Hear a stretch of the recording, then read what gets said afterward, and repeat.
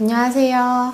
오늘은 인터넷이나 유튜브에서 종종 언급되지만 정작 진짜 중요한 핵심은 빠져있는 절대 보내면 안 되는 피아노 학원 유형 3가지에 대해서 이야기해 드리려고 해요. 왜 이 주제가 중요하냐면 부모님들은 이제 우리 아이를 위해서 고민 끝에 A라는 피아노 학원을 선택해요.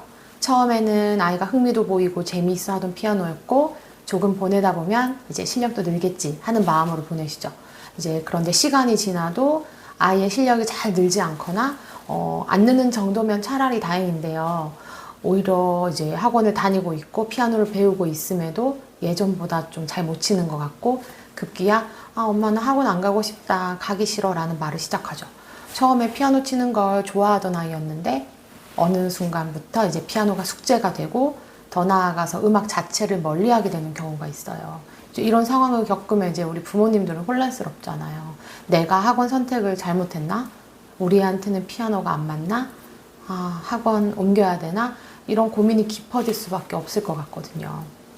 그런데 대부분의 문제는 아이의 재능이나 흥미 이전에 학원의 유형에서 시작되는 경우가 많아요. 그래서 오늘은 딱 들으면 이거다 하고 바로 와닿는 절대 보내면 안 되는 피아노 학원 유형 3가지 하나씩 짚어드릴게요.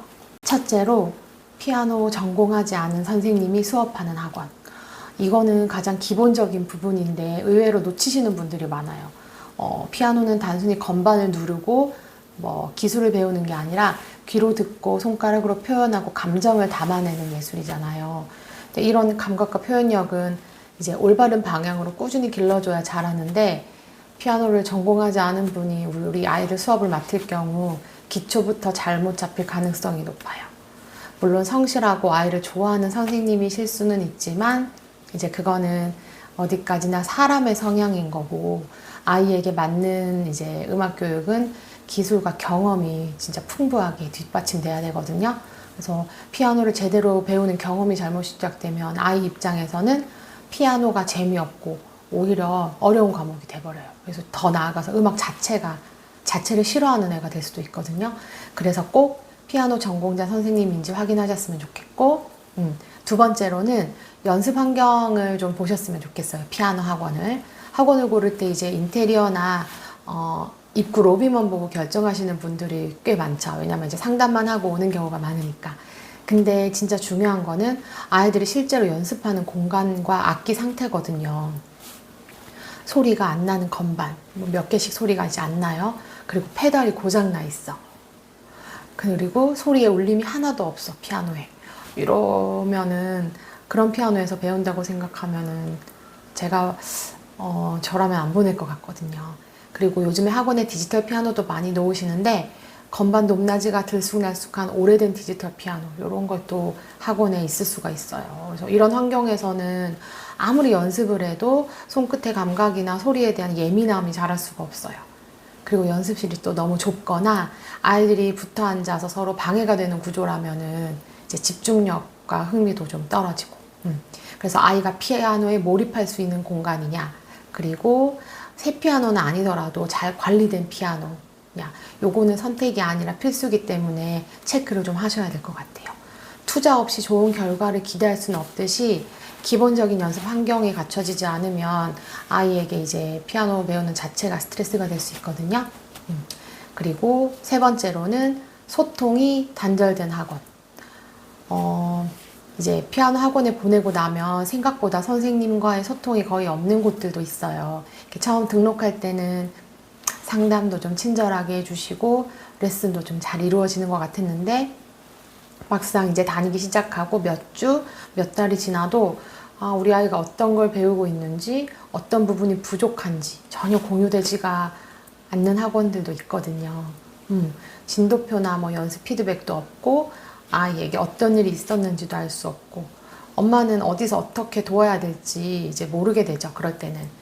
물론 학원이 매주 자세한 우리 애는 어떻다 이렇게 자세한 보고를 해주는 건 어렵겠지만 한 달에 한 번 카톡이나 문자로 기본적인 요런 이제 요즘에 어떤 곡을 배우고 있는지 아이의 태도는 어떤지 연습이 부족한 부분은 어떤 건지, 아이가 어떤 곡을 되게 좋아한다든지, 이런 것들은 선생님께서 가볍게 이제 공유해 주시면, 주실 수 있는 학원이면 집에서도 이제 아이의 방향을 잡아줄 수가 있겠죠.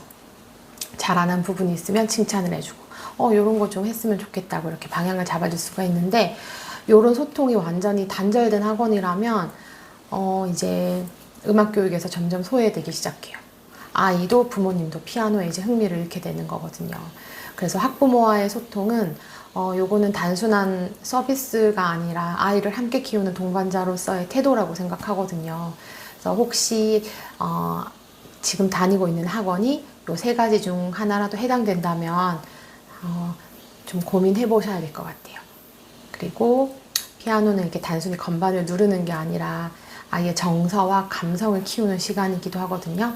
그래서 내 아이가 피아노를 좋아하게 되느냐, 싫어하게 되느냐, 요 시작은 바로 이제 학원 선택에서 처음에는 갈려요. 그래서 처음 시작이 좀 삐끗하면 아이에게 좋은 경험으로 남기는 어렵다고 보시면 돼요.